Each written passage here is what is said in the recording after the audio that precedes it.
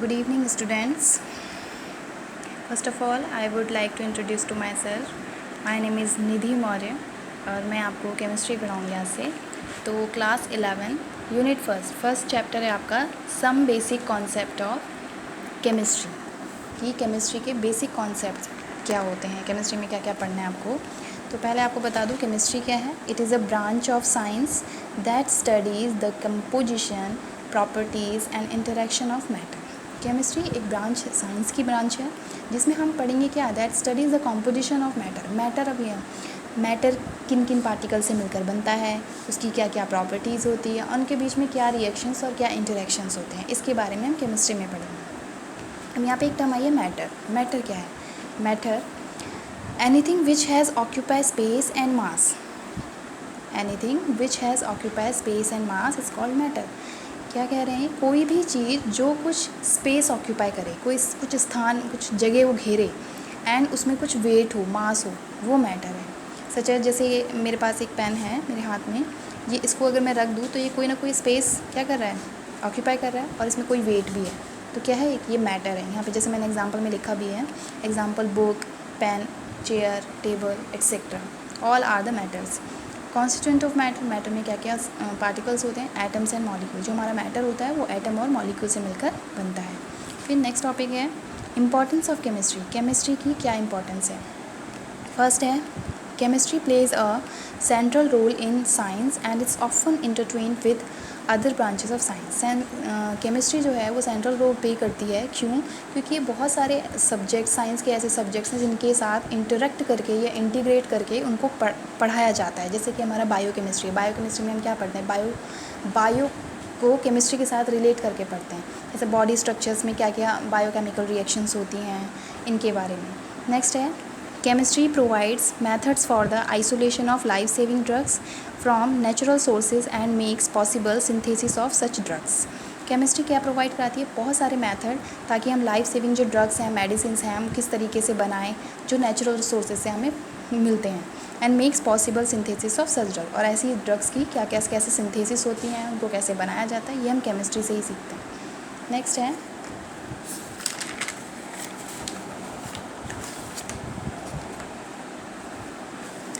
Third है, chemistry has helped in dealing with some of the pressing aspects of the environmental degradation with the fair of degree of success. Chemistry help करती है जिस तरीके से हम pollution करने में भी केमिस्ट्री रिस्पॉन्सिबल है। जैसे फैक्ट्रीज़ में बहुत सारे केमिकल्स यूज़ किए जाते हैं, तो वो वाटर में लिबरेट कर दिए जाते हैं, जिससे हमारे water animals and water polluted हो जाता है। तो उसी को ठीक करने के लिए भी, उसको एनवायरमेंटल फ्रेंडली बनाने के लिए भी हमारी केमिस्ट्री रिस्पॉन्सिबल होती है। बहुत सारी ऐसी हम इको फ्रेंडली चीज़ें करते हैं जिससे पॉल्यूशन कम हो जाए। Understanding of biochemical process, use of enzyme for large scale production of chemical. Biochemical process को समझने में केमिस्ट्री हेल्पफुल है। एंजाइम्स का लार्ज स्केल पर कैसे प्रोडक्शन किया जाए केमिकल्स का, उसके लिए केमिस्ट्री हेल्पफुल है। And it also plays an important role in the meeting human need for food and other material aimed at improving the human life. आज जो भी हम सुबह से शाम तक हम करते हैं वो क्या है, सब केमिस्ट्री की देन है। रोल प्ले करती है ये ह्यूमन लाइफ में, उसको फैसिलिटेट करने के लिए, ईजी बनाने के लिए। नेक्स्ट है, properties of particles of matter. अब मैटर में कौन से ऐसे पार्टिकल्स होते हैं? टू मेन फंडामेंटल प्रॉपर्टीज़ हैं पार्टिकल्स की। The particles of the matter attract each other. जो मैटर के पार्टिकल्स हैं वो एक दूसरे के क्या करते हैं, एक तरफ अट्रैक्ट करते हैं।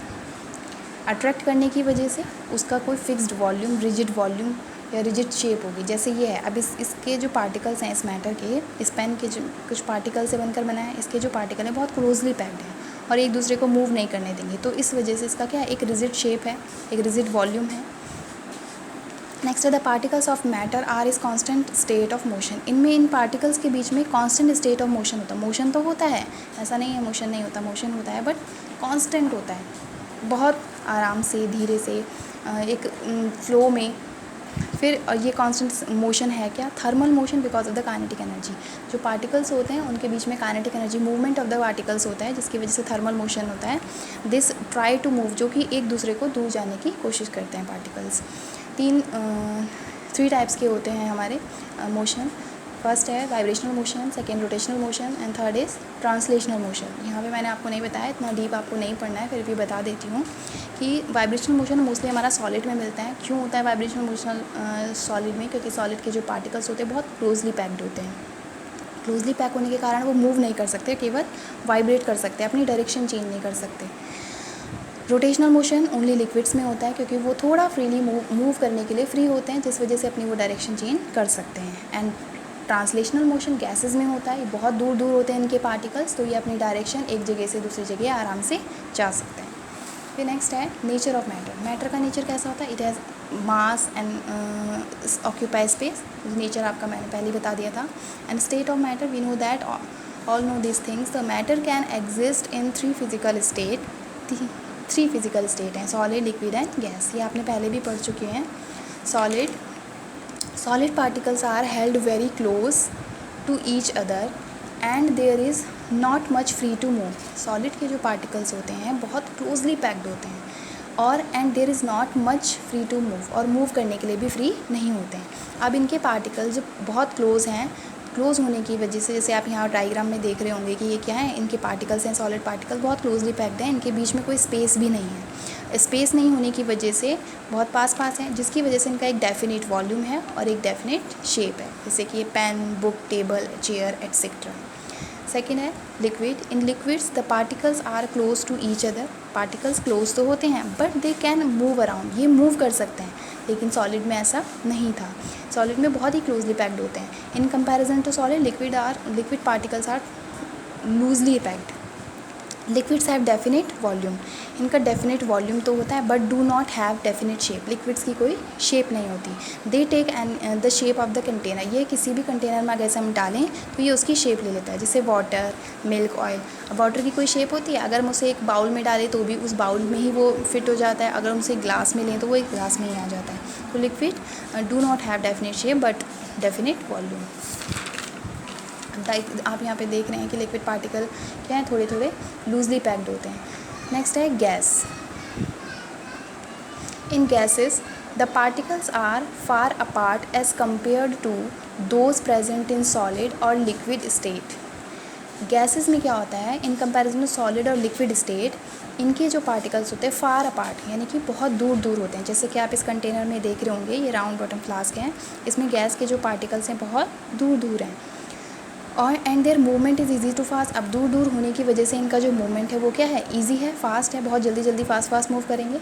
इस वजह से gases have neither definite volume nor definite shape. इनका ना ही डेफिनेट वॉल्यूम होता है और ना ही डेफिनेट कोई शेप होती है। जिस भी कंटेनर में अगर हम इसे डालेंगे गैस को, ये उसी के फॉर्म में आ जाती है। They completely occupy the space. ये पूरे स्पेस में आ जाती है। जैसे आप इस कंटेनर में देख रहे हैं, पूरे जितना इसका स्पेस है पूरा गैस पार्टिकल्स ने घेर लिया है। Example air, oxygen, nitrogen etcetera.